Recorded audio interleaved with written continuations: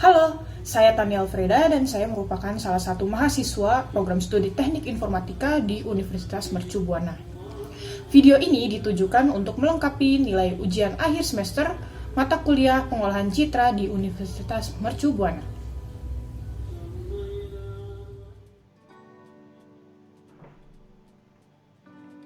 Jelaskan tentang citra digital.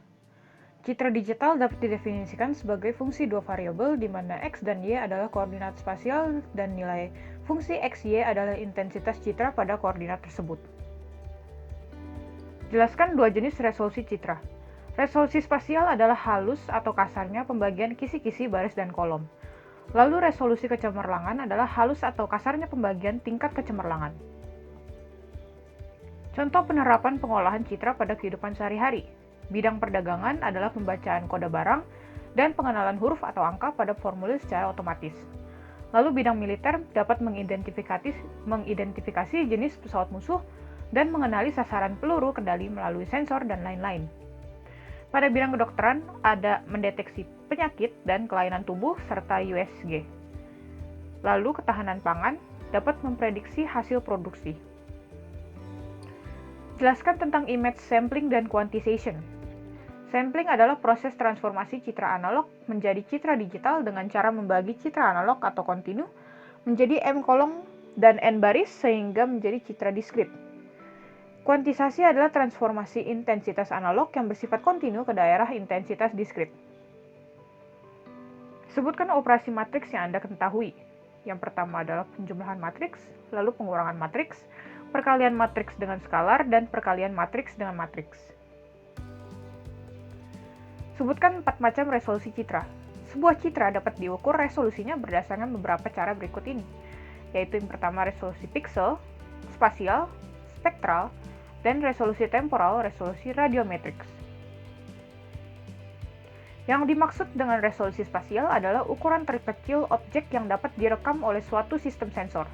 Dengan kata lain, maka resolusi spasial mencerminkan kerincian informasi yang dapat disajikan oleh suatu sistem sensor. Filter high-bus dapat digunakan untuk menajamkan citra melalui konvolusi. Kernel yang dapat dipakai adalah kernel filter high-bus dengan nilai di pusat diisi dengan nilai yang lebih besar daripada nilai pada posisi tersebut untuk filter high-bus. Lalu, kernel yang digunakan pada efek emboss nilai negatif dan positif yang berpasangan menentukan perubahan kecerahan yang berefek pada penggambaran garis gelap atau terang. Sebutkan peralatan pendukung pengolahan citra. Pembentukan citra, contoh alat ini adalah scanner.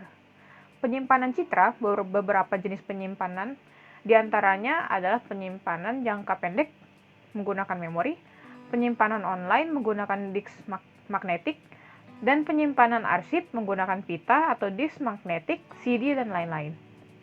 Pemrosesan citra menggunakan sebuah unit komputer untuk memproses citra. Lalu peragaan citra dapat berupa soft copy, yaitu layar monitor, dan hard copy berupa printer, film writer, dan lain-lain. OpenCV adalah sebuah library open source yang dikembangkan oleh Intel yang fokus untuk menyederhanakan programming terkait citra digital. Jelaskan mengenai cara kerja, kelebihan, dan kelemahan metode transformasi Fourier. Di dalam pengolahan citra, transformasi Fourier digunakan untuk menganalisis frekuensi pada operasi seperti perekaman citra, perbaikan kualitas citra, restorasi citra, pengkodaan, dan lain-lain. Dari analisis frekuensi tersebut, kita dapat melakukan perubahan frekuensi pada gambar. Perubahan frekuensi berhubungan dengan spektrum antara gambar yang kabur kontrasnya sampai gambar yang kaya akan rincian visualnya. Sebagai contoh, pada proses perekaman citra mungkin terjadi pengaburan kontras gambar. Pada gambar yang mengalami kekaburan kontras terjadi perubahan intensitas secara perlahan yang berarti kehilangan informasi frekuensi tinggi. Untuk meningkatkan kualitas gambar, kita menggunakan penapis frekuensi tinggi sehingga piksel yang berkontras kabur dapat dinaikkan intensitasnya.